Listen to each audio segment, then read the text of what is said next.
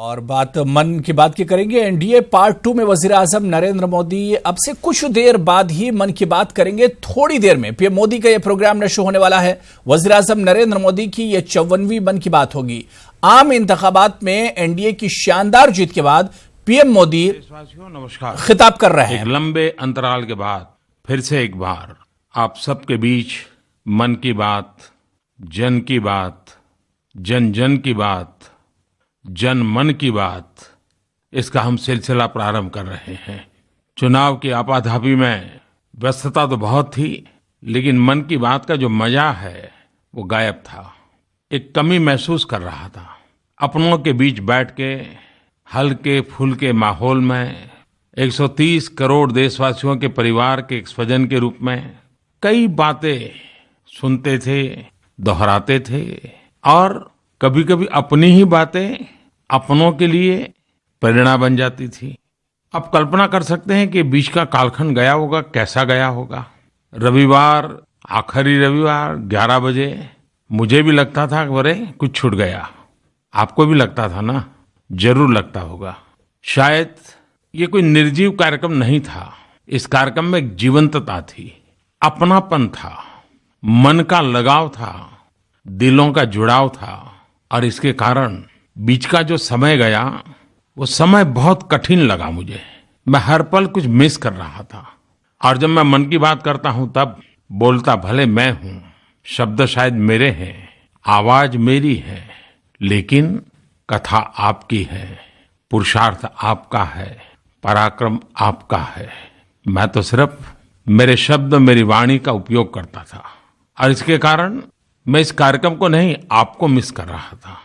एक खालीपन महसूस कर रहा था। एक बार तो मन कर गया था कि चुनाव समाप्त होते ही तुरंत ही आपके बीच चला आऊं, लेकिन फिर लगा नहीं, वो संडे वाला क्रम बना रहना चाहिए। लेकिन इस संडे ने बहुत इंतजार करवाया। खैर, आखिर मौका मिल ही गया है। एक पारिवारिक माहौल में मन की बात छोटी छोटी, हल्की फुल्की, समाज जीवन में जो बदलाव का कारण बनती है, एक प्रकार से उसका ये सिलसिला एक नए स्पिरिट को जन्म देता हुआ और एक प्रकार से न्यू इंडिया के स्पिरिट को सामर्थ्य देता हुआ ये सिलसिला आगे बढ़े। कई सारे संदेश पिछले कुछ महीनों में आए हैं जिसमें लोगों ने कहा कि वो मन की बात को मिस कर रहे हैं। जब मैं पढ़ता हूँ, सुनता हूँ, मुझे अच्छा लगता है। मैं अपनापन महसूस करता हूँ। कभी कभी मुझे लगता है मेरी स्व से समष्टि की यात्रा है, ये मेरी अहम से वयम की यात्रा है। मेरे लिए आपके साथ मेरा ये मौन संवाद एक प्रकार से मेरी स्पिरिचुअल यात्रा की अनुभूति का भी अंश था। कई लोगों ने मुझे चुनाव की आपाधापी में मैं केदारनाथ क्यों चला गया, बहुत सारे सवाल पूछे हैं। आपका हक है, आपकी जिज्ञासा भी मैं समझ सकता हूं और मुझे भी लगता है कभी मेरे उन भावों को आप तक कभी पहुंचाऊं। लेकिन आज मुझे लगता है कि अगर मैं उस दिशा में चल पड़ूंगा तो शायद मन की बात का रूप ही बदल जाएगा। और इसलिए चुनाव की उस आपाधापी जय पराजय के अनुमान, अभी पोलिंग भी बाकी था और मैं चल पड़ा। ज्यादातर लोगों ने उसमें से राजनीतिक अर्थ निकाले। मेरे लिए मुझसे मिलने का वो अवसर था। एक प्रकार से मैं मुझे मिलने चला गया था। मैं और बातें तो आज नहीं बताऊंगा, लेकिन इतना जरूर करूंगा कि मन की बात के इस अल्प विराम के कारण जो एक खालीपन था केदार की घाटी में, उस एकांत गुफा में, शायद उसने कुछ भरने का अवसर जरूर दिया था। बाकी आपकी जिज्ञासा है, सोचता हूं कभी उसकी भी चर्चा करूंगा। कब करूंगा मैं नहीं कह सकता, लेकिन करूंगा जरूर, क्योंकि आपका मुझ पर हक बनता है। जैसे केदार के विषय में लोगों ने जानने की इच्छा व्यक्त की है, वैसे एक सकारात्मक चीजों को बल देने का आपका प्रयास आपकी बातों में लगातार मैं महसूस करता हूं। मन की बात के लिए जो चिट्ठियां आती है, जो इनपुट प्राप्त होते हैं, वो रूटीन सरकारी कामकाज से बिल्कुल अलग होते हैं। एक प्रकार से आपकी चिट्ठी भी मेरे लिए कभी प्रेरणा का कारण बन जाती है तो कभी ऊर्जा का कारण बन जाती है। कभी कभी तो मेरी विचार प्रक्रिया को धार देने का काम आपके कुछ शब्द कर देते हैं। लोग देश और समाज के सामने खड़ी चुनौतियों को सामने रखते हैं तो उसके साथ साथ समाधान भी बताते हैं। मैंने देखा है कि चिट्ठियों में लोग समस्याओं का तो वर्णन करते ही हैं, लेकिन ये भी विशेषता है कि साथ साथ समाधान का भी कुछ न कुछ सुझाव, कुछ न कुछ कल्पना प्रत्यक्ष या परोक्ष रूप में प्रकट कर देते हैं। अगर कोई स्वच्छता के लिए लिखता है तो गंदगी के प्रति उसकी नाराजगी तो जताता है, लेकिन स्वच्छता के प्रयासों की सराहना भी करता है। कोई पर्यावरण की चर्चा करता है तो उसकी पीड़ा तो महसूस होती है, लेकिन साथ साथ उसने खुद ने जो प्रयोग किए हैं वो भी बताता है, जो प्रयोग उसने देखे हैं वो भी बताता है, और जो कल्पनाएं उसके मन में है वो भी चित्रित करता है। यानी एक प्रकार से समस्याओं का समाधान समाज व्यापी कैसे हो, इसकी झलक आपकी बातों में मैं महसूस करता हूं। मन की बात देश और समाज के लिए एक आईने की तरह है। यह हमें बताता है कि देशवासियों के भीतर अंदरूनी मजबूती, ताकत और टैलेंट की कोई कमी नहीं है। जरूरत है उन मजबूतियों और टैलेंट को समाहित करने की, अवसर प्रदान करने की, उसको क्रियान्वित करने की। मन की बात ये भी बताता है कि देश की तरक्की में सारे 130 करोड़ देशवासी मजबूती और सक्रियता से जुड़ना चाहते हैं। और मैं एक बात जरूर कहूंगा, मन की बात में मुझे इतनी चिट्ठियां आती हैं, इतने टेलीफोन कॉल आते हैं, इतने संदेश मिलते हैं, लेकिन शिकायत का तत्व बहुत कम होता है। और किसी ने कुछ मांगा हो, अपने लिए मांगा हो, ऐसी तो एक भी बात गत 5 वर्ष में मेरे ध्यान में नहीं आई है। आप कल्पना कर सकते हैं, देश के प्रधानमंत्री को कोई चिट्ठी लिखे लेकिन खुद के लिए कुछ मांगे नहीं। इस देश के करोड़ों लोगों की भावनाएं कितनी ऊंची होगी। मैं जब इन चीजों को एनालिसिस करता हूं, आप कल्पना कर सकते हैं मेरे दिल को कितना आनंद आता होगा, मुझे कितनी ऊर्जा मिलती होगी। आपको कल्पना नहीं है कि आप मुझे चलाते हैं, आप मुझे दौड़ाते हैं, आप मुझे पल पल प्राणवान बनाते रहते हैं, और यही नाता मैं कुछ मिस करता था। आज मेरा मन खुशियों से भरा हुआ है। जब मैंने आखिर में कहा था कि हम 3-4 महीने के बाद मिलेंगे, तो लोगों ने उसके भी राजनीतिक अर्थ निकाले थे, और लोगों ने कहा कि अरे मोदी जी का कितना कॉन्फिडेंस है, उनको भरोसा है। कॉन्फिडेंस मोदी का नहीं था, ये विश्वास आपके विश्वास के फाउंडेशन का था। आप ही थे जिसने विश्वास का रूप लिया था, और इसी के कारण सहज रूप से आखिरी मन की बात में मैंने कह दिया था कि मैं कुछ महीनों के बाद फिर से आपके पास आऊंगा। एक्चुअली मैं आया नहीं हूं, आपने मुझे लाया है, आपने ही मुझे बिठाया है, और आपने ही मुझे फिर से एक बार बोलने का अवसर दिया है। इसी भावना के साथ चलिए मन की बात का सिलसिला आगे बढ़ाते हैं।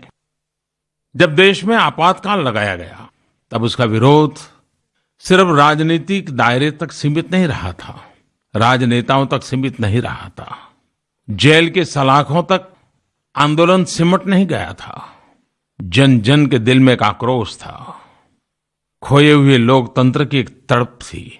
दिन रात जब समय पर खाना खाते हैं तब भूख क्या होती है इसका पता नहीं होता है, वैसे ही सामान्य जीवन में लोकतंत्र के अधिकारों की क्या मजा है वो तो तब पता चलता है जब कोई लोकतांत्रिक अधिकारों को छीन लेता है। आपातकाल में देश के हर नागरिक को लगने लगा था कि उसका कुछ छीन लिया गया है, जिसका उसने जीवन में कभी उपयोग नहीं किया था वो भी अगर छीन गया है तो उसका एक दर्द उसके दिल में था। और ये इसलिए नहीं था कि भारत के संविधान ने कुछ व्यवस्थाएं की हैं जिसके कारण लोकतंत्र पनपा है। समाज व्यवस्था को चलाने के लिए संविधान की भी जरूरत होती है, कायदे कानून नियमों की भी आवश्यकता होती है, अधिकार और कर्तव्य की भी बात होती है। लेकिन भारत गर्व के साथ कह सकता है कि हमारे लिए कानून नियमों से परे लोकतंत्र हमारे संस्कार है, लोकतंत्र हमारी संस्कृति है, लोकतंत्र हमारी विरासत है, और उस विरासत को लेकर के हम पले बड़े लोग हैं, और इसलिए उसकी कमी देशवासी महसूस करते हैं। और आपातकाल में हमने अनुभव किया था, और इसीलिए देश अपने लिए नहीं, एक पूरा चुनाव अपने हित के लिए नहीं, लोकतंत्र की रक्षा के लिए आहूत कर चुका था। शायद दुनिया के किसी देश में वहां के जन जन ने अपने बाकी हकों की, अधिकारों की, आवश्यकताओं की परवाह न करते हुए सिर्फ लोकतंत्र के लिए मतदान किया हो, तो ऐसा एक चुनाव इस देश ने 77 में देखा था। हाल ही में लोकतंत्र का महापर्व, बहुत बड़ा चुनाव अभियान हमारे देश में संपन्न हुआ। अमीर से लेकर गरीब सभी लोग इस पर्व में खुशी से हमारे देश के भविष्य का फैसला करने के लिए तत्पर थे। जब कोई चीज हमारे बहुत करीब होती है तो हम उसके महत्व को अंडर एस्टिमेट कर देते हैं, उसके अमेजिंग फैक्ट्स भी नजरअंदाज हो जाते हैं। हमें जो बहुमूल्य लोकतंत्र मिला है उसे हम बहुत आसानी से ग्रांटेड मान लेते हैं, लेकिन हमें स्वयं को यह याद दिलाते रहना चाहिए कि हमारा लोकतंत्र बहुत ही महान है और इस लोकतंत्र को हमारी रगों में जगह मिली है सदियों की साधना से, पीढ़ी दर पीढ़ी के संस्कारों से, एक विशाल व्यापक मन की अवस्था से। भारत में 2019 के लोकसभा चुनाव में 61 करोड़ से ज्यादा लोगों ने वोट दिया, 61 करोड़। यह संख्या हमें बहुत ही सामान्य लग सकती है, लेकिन अगर दुनिया के हिसाब से मैं कहूं, अगर एक चीन को हम छोड़ दें तो भारत में दुनिया के किसी भी देश की आबादी से ज्यादा लोगों ने वोटिंग किया था। जितने मतदाताओं ने 2019 के लोकसभा चुनाव में वोट दिया, उनकी संख्या अमेरिका की कुल जनसंख्या से भी ज्यादा है, करीब दोगुनी है। भारत में कुल मतदाताओं की जितनी संख्या है वह पूरे यूरोप की जनसंख्या से भी ज्यादा है। यह हमारे लोकतंत्र की विशालता और व्यापकता का परिचय कराती है। 2019 का लोकसभा का चुनाव अब तक के इतिहास में दुनिया का सबसे बड़ा लोकतांत्रिक चुनाव था। आप कल्पना कर सकते हैं इस प्रकार के चुनाव संपन्न कराने में कितने बड़े स्तर पर संसाधनों और मानव शक्ति की आवश्यकता हुई होगी। लाखों शिक्षकों, अधिकारियों और कर्मचारियों की दिन रात मेहनत से चुनाव संभव हो गया। लोकतंत्र के इस महायज्ञ को सफलतापूर्वक संपन्न कराने के लिए जहां अर्धसैनिक बलों के करीब 3 लाख सुरक्षा कर्मियों ने अपना दायित्व निभाया, वहीं अलग अलग राज्यों के 20 लाख पुलिसकर्मियों ने भी परिश्रम की पराकाष्ठा की। इन्हीं लोगों की कड़ी मेहनत के फलस्वरूप इस बार पिछली बार से भी अधिक मतदान हो गया। मतदान के लिए पूरे देश में करीब 10 लाख पोलिंग स्टेशन, करीब 40 लाख से ज्यादा ईवीएम मशीन, 17 लाख से ज्यादा वीवीपैट मशीन। आप कल्पना कर सकते हैं कितना बड़ा तामझाम। ये सब इसलिए किया गया ताकि यह सुनिश्चित किया जा सके कि कोई मतदाता अपने मताधिकार से वंचित न हो। अरुणाचल प्रदेश के एक रिमोट इलाके में महज एक महिला मतदाता के लिए पोलिंग स्टेशन बनाया गया। आपको यह जानकर आश्चर्य होगा कि चुनाव आयोग के अधिकारियों को वहां पहुंचने के लिए 2-2 दिन तक यात्रा करनी पड़ी। यही तो लोकतंत्र का सच्चा सम्मान है। दुनिया में सबसे ज्यादा ऊंचाई पर स्थित मतदान केंद्र भी भारत में ही है। यह मतदान केंद्र हिमाचल प्रदेश के लाहौल स्पीति क्षेत्र में 15,000 फीट की ऊंचाई पर स्थित है। इसके अलावा इस चुनाव में गर्व से भर देने वाला एक और तथ्य भी है। शायद इतिहास में ऐसा पहली बार हुआ है कि महिलाओं ने पुरुषों की तरह ही उत्साह से मतदान किया है। इस चुनाव में महिलाओं और पुरुषों का मतदान प्रतिशत करीब करीब बराबर था। इसी से जुड़ा एक और उत्साहवर्धक तथ्य यह है कि आज संसद में रिकॉर्ड 78 महिला सांसद है। मैं चुनाव आयोग को और चुनाव प्रक्रिया से जुड़े प्रत्येक व्यक्ति को बहुत बहुत बधाई देता हूं और भारत के जागरूक मतदाताओं को नमन करता हूं। मेरे प्यारे देशवासियों, आपने कई बार मेरे मुंह से सुना होगा, बुके नहीं बुक। मेरा आग्रह था कि क्या हम स्वागत सत्कार में फूलों के बजाय किताबें दे सकते हैं। तब से काफी जगह लोग किताबें देने लगे हैं। मुझे हाल ही में किसी ने प्रेमचंद की लोकप्रिय कहानियां नाम की पुस्तक दी। मुझे बहुत अच्छा लगा। हालांकि बहुत समय तो नहीं मिल पाया, लेकिन प्रवास के दौरान मुझे उनकी कुछ कहानियां फिर से पढ़ने को मौका मिल गया। प्रेमचंद ने अपनी कहानियों में समाज का जो यथार्थ चित्रण किया है, पढ़ते समय उसकी छवि आपके मन में बनने लगती है। उनकी लिखी एक एक बात जीवंत हो उठती है। सहज सरल भाषा में मानवीय संवेदनाओं को अभिव्यक्त करने वाली उनकी कहानियां मेरे मन को भी छू गई। उनकी कहानियों में समूचे भारत का मनोभाव समाहित है। जब मैं उनकी लिखी नशा नाम की कहानी पढ़ रहा था तो मेरा मन अपने आप ही समाज में व्याप्त आर्थिक विषमताओं पर चला गया। मुझे अपनी युवावस्था के दिन याद आ गए कि कैसे इस विषय पर रात रात भर बहस होती थी। जमींदार के बेटे ईश्वरी और गरीब परिवार के वीर की इस कहानी से सीख मिलती है कि अगर आप सावधान नहीं हैं तो बुरी संगति का असर कब चढ़ जाता है पता ही नहीं लगता है। दूसरी कहानी जिसने मेरे दिल को अंदर तक छू लिया वह थी ईदगाह। एक बालक की संवेदनशीलता, उसका अपनी दादी के लिए विशुद्ध प्रेम, उतनी छोटी उम्र में इतना परिपक्व भाव। 4-5 साल का हामिद जब मेले से चिमटा लेकर अपनी दादी के पास पहुंचता है तो सच मायने में मानवीय संवेदना अपने चरम पर पहुंच जाती है। इस कहानी की आखिरी पंक्ति बहुत ही भावुक करने वाली है क्योंकि उसमें जीवन की एक बहुत बड़ी सच्चाई है। बच्चे हामिद ने बूढ़े हामिद का पार्ट खेला था। बुढ़िया आमीना बालिका आमीना बन गई थी। ऐसी ही एक बड़ी मार्मिक कहानी है पुस की रात। इस कहानी में गरीब किसान जीवन की विडंबना का सजीव चित्रण देखने को मिला। अपनी फसल नष्ट होने के बाद भी हल्दू किसान इसलिए खुश होता है क्योंकि अब उसे कड़ाके की ठंड में खेत में नहीं सोना पड़ेगा। हालांकि ये कहानियां लगभग सदी भर पहले की हैं, लेकिन इनकी प्रासंगिकता आज भी उतनी ही महसूस होती है। इन्हें पढ़ने के बाद मुझे एक अलग प्रकार की अनुभूति हुई। जब पढ़ने की बात हो रही है तभी किसी मीडिया में मैं केरल की अक्षरा लाइब्रेरी के बारे में पढ़ रहा था।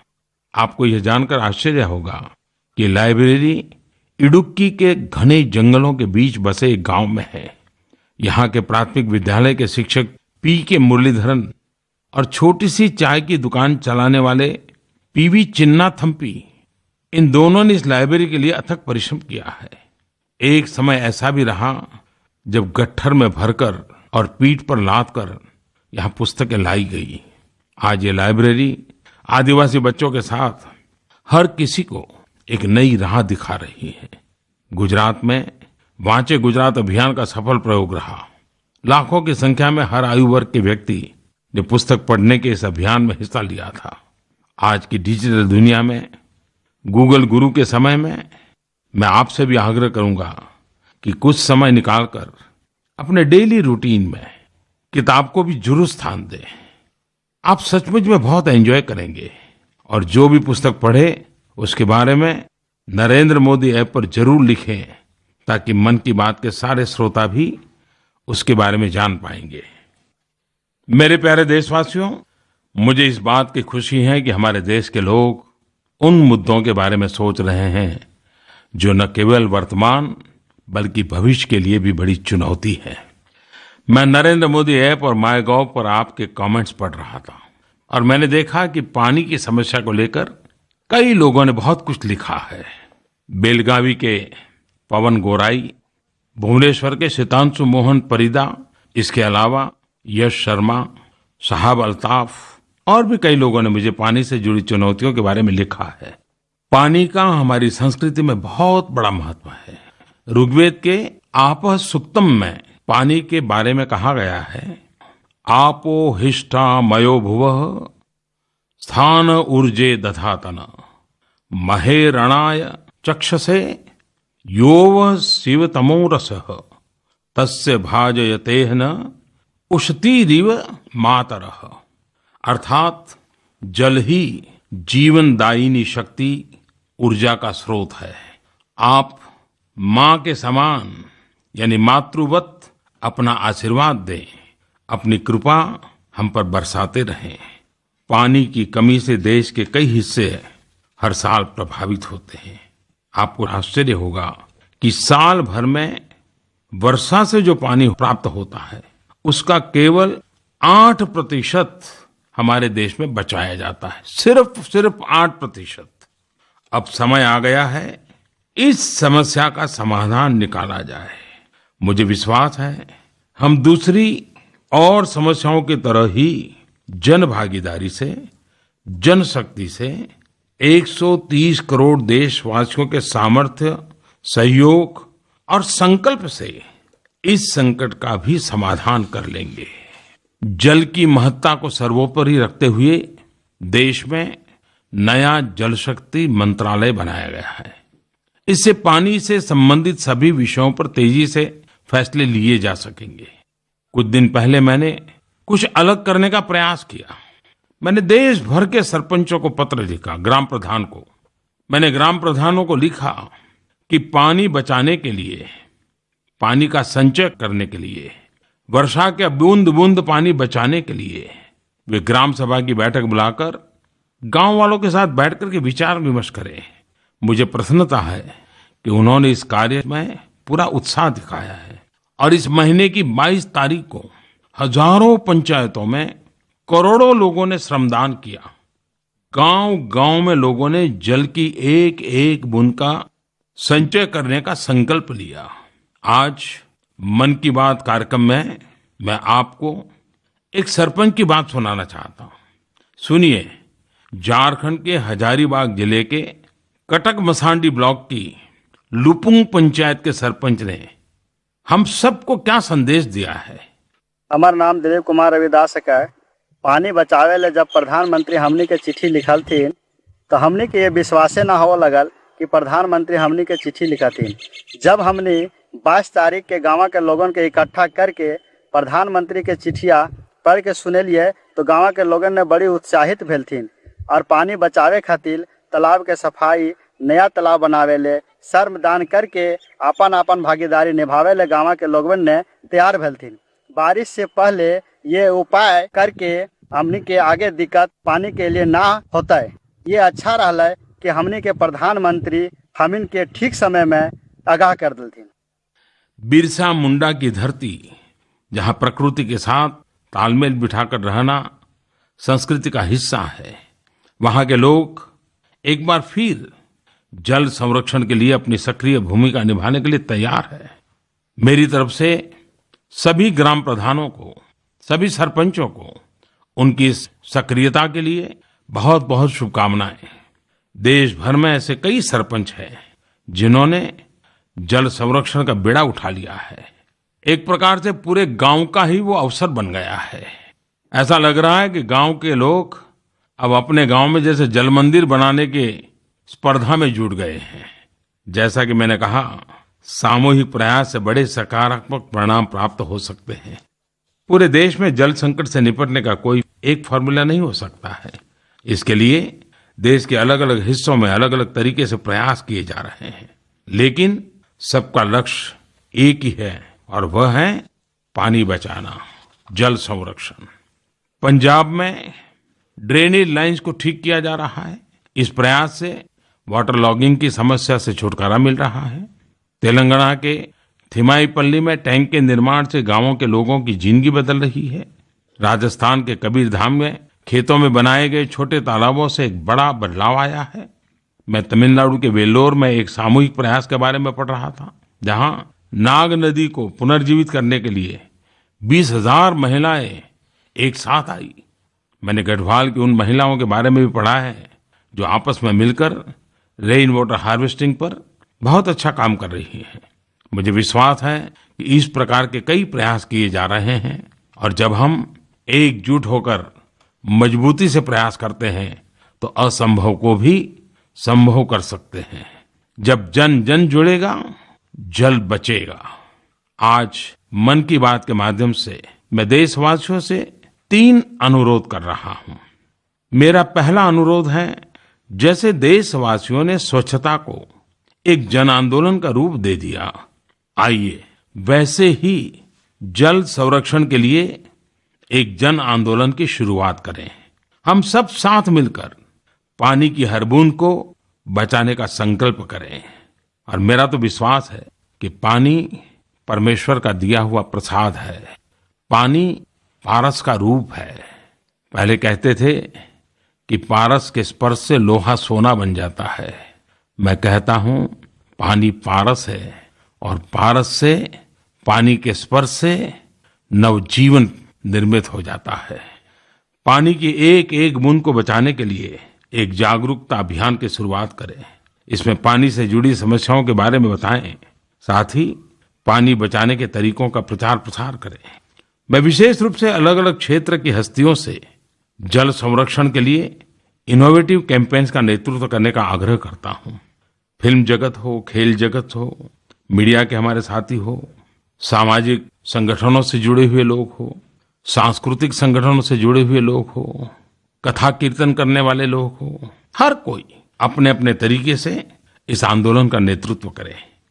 समाज को जगाएं, समाज को जोड़ें, समाज के साथ जुटें। आप देखिए, अपनी आंखों के सामने हम परिवर्तन देख पाएंगे। देशवासियों से मेरा दूसरा अनुरोध है, हमारे देश में पानी के संरक्षण के लिए कई पारंपरिक तौर तरीके सदियों से उपयोग में लाए जा रहे हैं। मैं आप सभी से जल संरक्षण के उन पारंपरिक तरीकों को शेयर करने का आग्रह करता हूं। आप में से किसी को अगर पोरबंदर पूज्य बापू के जन्मस्थान पर जाने का मौका मिला होगा तो पूज्य बापू के घर के पीछे ही एक दूसरा घर है।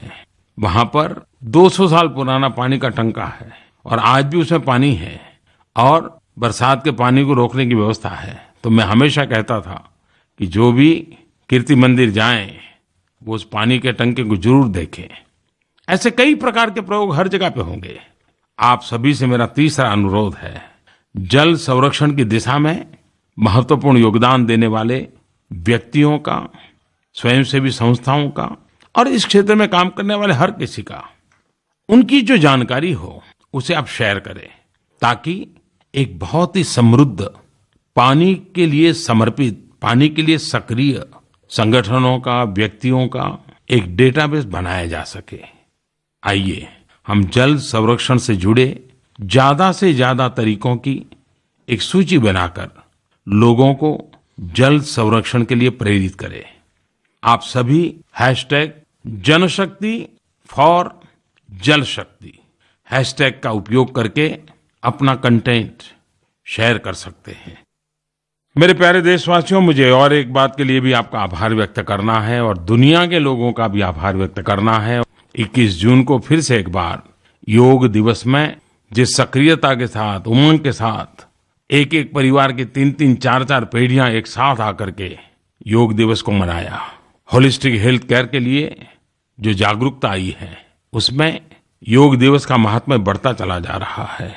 हर कोई विश्व के हर कोने में सूरज निकलते हुए अगर कोई योग प्रेमी उसका स्वागत करता है तो सूरज ढलते की पूरी यात्रा है। शायद ही कोई जगह ऐसी होगी जहां इंसान हो और योग के साथ जुड़ा हुआ न हो। इतना बड़ा योग ने रूप ले लिया है। भारत में हिमालय से हिंद महासागर तक, सियाचिन से लेकर के सबमरीन तक, एयरफोर्स से लेकर एयरक्राफ्ट कैरियर्स तक, एसी जिम से लेकर तपते रेगिस्तान तक, गांवों से लेकर शहरों तक, जहां भी संभव था ऐसी हर जगह पर न सिर्फ योग किया गया बल्कि सामूहिक रूप से सेलिब्रेट भी किया गया।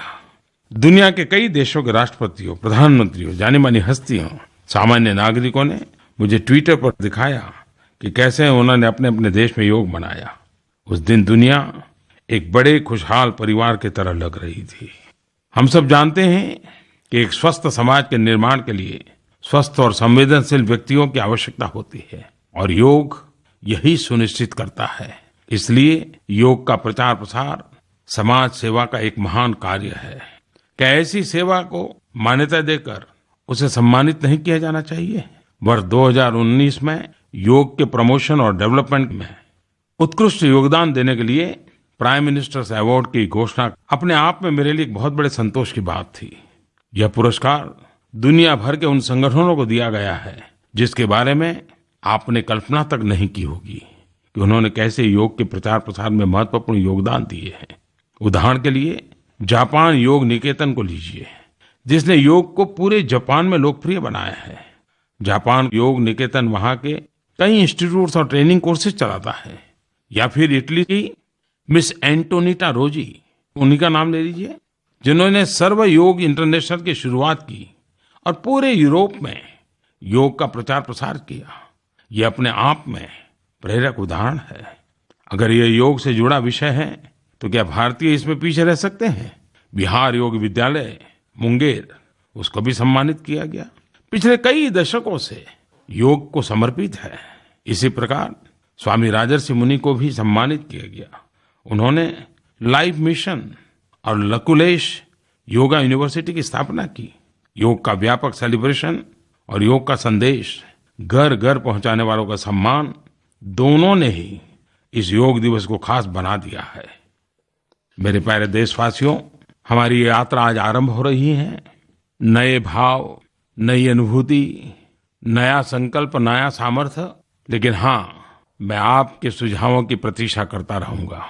आपके विचारों से जुड़ना मेरे लिए बहुत बड़ी महत्वपूर्ण यात्रा है। मन की बात तो निमित्त है। आइए हम मिलते रहें, बातें करते रहें, आपके भावों को सुनता रहूं, संजोता रहूं, समझता रहूं, कभी कभी उन भावों को जीने का प्रयास करता रहूं। आपके आशीर्वाद बने रहें। आप ही मेरी प्रेरणा है, आप ही मेरी ऊर्जा है। आओ मिल बैठ करके मन की बात का मजा लेते लेते जीवन की जिम्मेवारियों को भी निभाते चलें। फिर एक बार अगले महीने मन की बात के लिए फिर से मिलेंगे। आप सबको मेरा बहुत बहुत धन्यवाद। नमस्कार।